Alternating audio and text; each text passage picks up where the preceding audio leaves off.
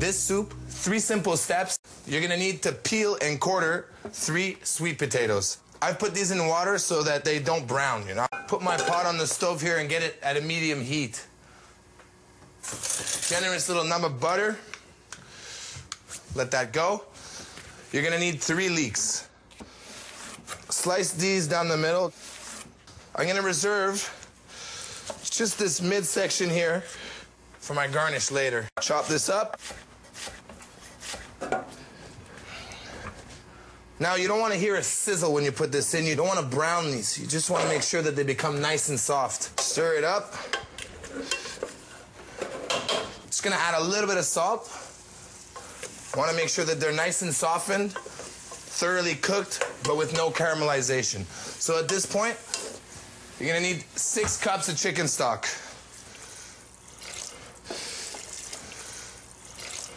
Sweet potatoes. Make sure I drain off all that excess liquid. Pop that in there. I brought this up to a boil.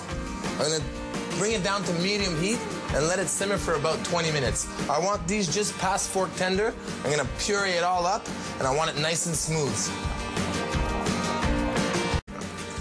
These are ready to go. I'm gonna use an immersion blender, but if you don't have one at home, just go ahead and use a regular blender and maybe do it in a couple batches. See how the color stayed nice, bright, and orange. I just need to add one last thing into this. A little bit of fresh ginger. I don't want to cook it. I really want the freshness of this. I'm gonna grate in about 1 tablespoon, but really trust yourself on this one to taste, you know. How much you want to put in there is really your decision. Mix in all this nice ginger. Let's check our consistency. The back of the ladle. Beautiful. You really want it to coat the top of that ladle just like this. A little bit of salt, pepper. This is it.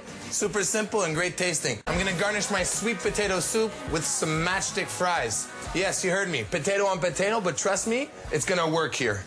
First, 2 russet potatoes. For my matchsticks, I'm also gonna use my trusty mandolin. Now, if you don't have one, with a little bit of elbow grease, a sharp knife, and a lot of patience, you'll be able to make these matchstick fries no problem. You just don't want them too big so that they're fries and too small so that they burn. Slide my potato down the mandolin just like this. I like to use russet potatoes. They have a medium starch to them, and they'll become nice and crispy once they're deep fried. There we go. I'm gonna go ahead and put these in the fryer. You wanna leave these in there for about 3-4 minutes.